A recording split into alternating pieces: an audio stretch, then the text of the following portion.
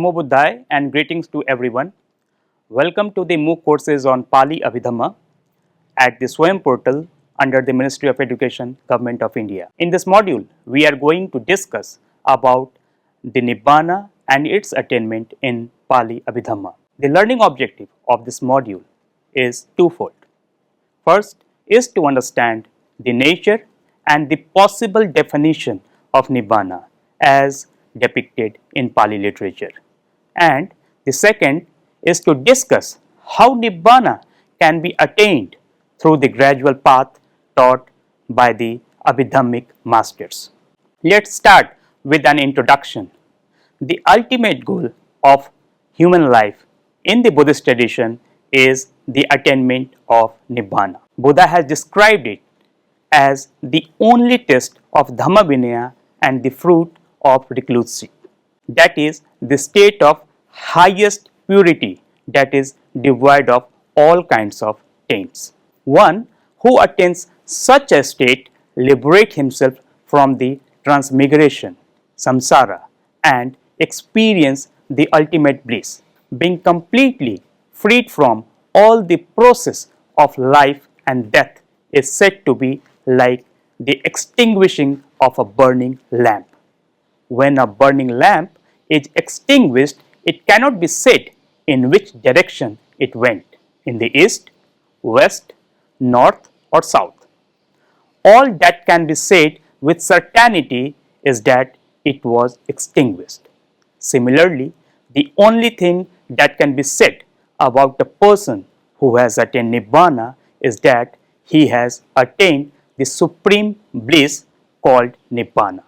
As it is truly said, for those liberated minds in the Ratana Sutta of Sutta Nipata, Khinang Puranang Navanathi Sambhavang Viratta Chittayitike Bhavasming Te Khine Bija Avirulhi Chanda Nibbanti Dhira Yathayang Padipo. It means their past karma is extinct, no new karma is produced. Their mind is detached to future becoming. Those wise ones with the seed of rebirth consciousness is destroyed, and having no more desire for further becoming, the wise man fade out of existence as the flame of the lamp. The state of Nibbāna is the supramundane lokuttara experience that is hard to express through language and words. Since the state of Nibbāna is a concept and an experience as well, it is very difficult to give a fixed definition. However, we will try to understand the concept of Nibbāna through the lens of Pali Canon and commentaries, particularly from the Abhidhamma philosophy. For this reason, this module is divided into two parts.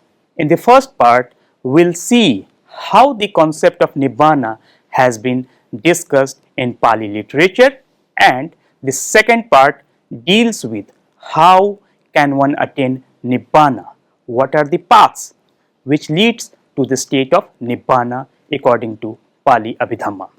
Let's understand what was the Buddha's standpoint. The historical Buddha, out of compassion, taught his disciple two things: the first suffering and the last its cessation. His empirical preaching was so lucid that his followers embraced his teaching. Since suffering is an inevitable phenomena, they understood the suffering of samsara as it is, and having analyzed, digested and comprehended each words of the Buddha, sought the way that liberates one from transmigration. The Buddha, in order to attain Nibbāna, advised to follow the middle path called Majjhima Patipada, also called the Eightfold Path, and by the same time warned them not to get involved in any sort of metaphysical issues and debates as they hinder the path of emancipation. There are 10 undetermined questions called avyakata. They are also metaphysical by nature, which the Buddha remained silent, as they were nothing but the thickets of theoretical views. They are: is the world eternal or non-eternal? Is the world finite or infinite? Is the self jiva same as body or different from body?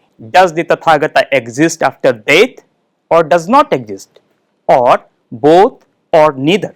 In this regard, the parable of a poisoned arrow taken from Majjhima Nikaya discourse number 63 deserve attention. I read, "It just as if a man were wounded with an arrow thickly smeared with poison. His friends and companions, kinsmen and relatives would provide him with a surgeon, and the man would say, 'I won't have this arrow removed until I know the social status of a man who wounded me, until I know the given name and clan of the bodily features of the man and the reason from where he comes, until I know the particulars of the bowstring, the shaft, and the feathers of the shaft with which I was wounded.' The man would die, and those things would still remain unknown to him." Now, let us see the nature, definition, and meaning of Nibbāna.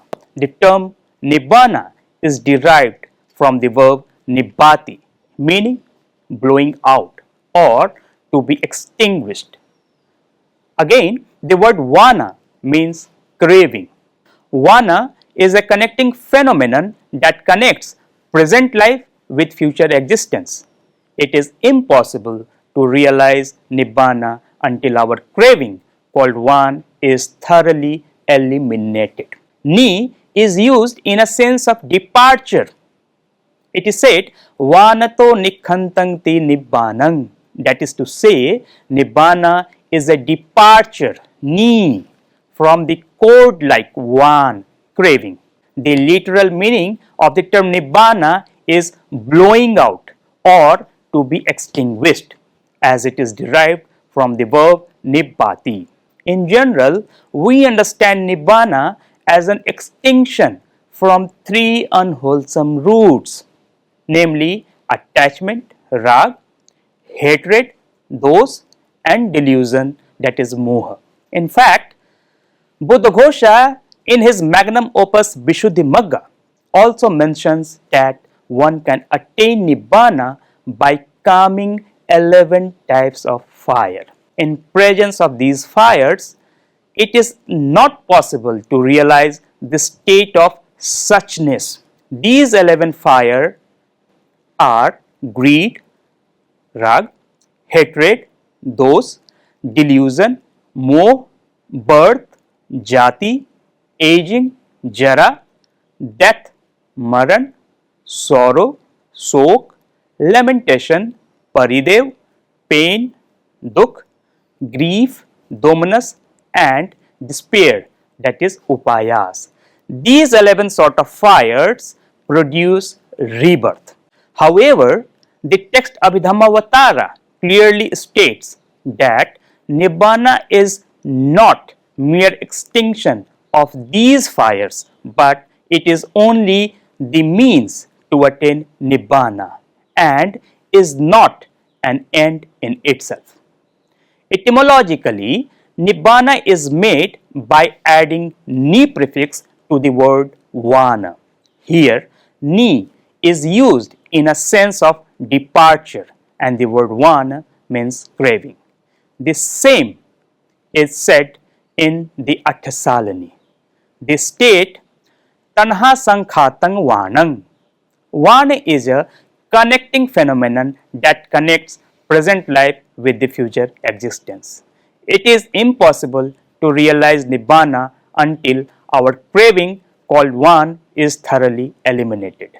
The Vibhavani Tika states, "Bhava bhavang vinananto samsibbananto vana sankhatāya tanahāya nikkhantam."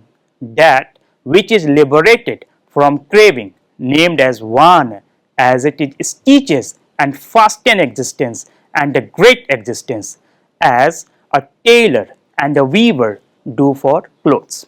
Craving leads to the continuation of existence, onobhavika, connected with enjoyment and passion, Nandi Rag Sahagata, greatly enjoying this and that, tatra tatra bhinandani.